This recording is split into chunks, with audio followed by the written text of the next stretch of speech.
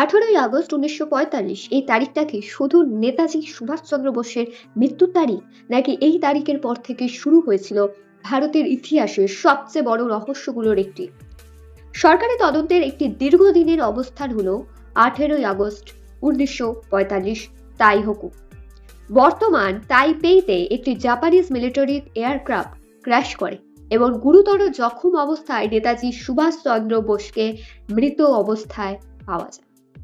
1956 সালে শাহ নওয়াজ কমিটি এবং পরে 1970 সালে খোসলা কমিশন এই সিদ্ধান্তে পৌঁছেছিলেন। এমনকি নেতাজির অ্যাশেজ টোকিওর রেনকোজি টেম্পলে রাখা হয়েছে বলেও সেই তদন্তগুলোতে বলা হয়েছিল। কিন্তু এখানেই গল্পটা ইন্টারেস্টিং হয়ে যায়, কারণ 2005 সালে জাস্টিস M.K. মুখার্জি কমিশন আবার পুরো ঘটনাটি তদন্ত করে এবং আগের কনক্লুশনের সঙ্গে তারপরে তিনি একমত হননি। অর্থাৎ নেতাজির ডিসঅ্যাপিয়ারেন্স নিয়ে সরকারি তদন্তগুলোর মধ্যেই মতভেদ রয়েছে। আর এই রহস্যকে আরো জটিল করেছে নেতাজির সিক্রেট ফাইলস। 2015 থেকে ভারত সরকার ধাপে ধাপে নেতাজি সংক্রান্ত বহু ক্লাসিফাইড ফাইল পাবলিক ডোমেইনে প্রকাশ করে এসছে। ন্যাশনাল আর্চিভসের তথ্য অনুযায়ী শেষ পর্যন্ত 300টি ফাইল পাবলিক ডোমেইনে দেওয়া হয়েছিল।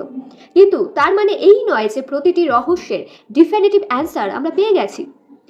নেতাজির রাশিয়া যাওয়ার সম্ভাবনা নিয়েও বহু বছর ধরে স্পেকুলেশন রয়েছে, কিন্তু এখানে খুব সাবধান।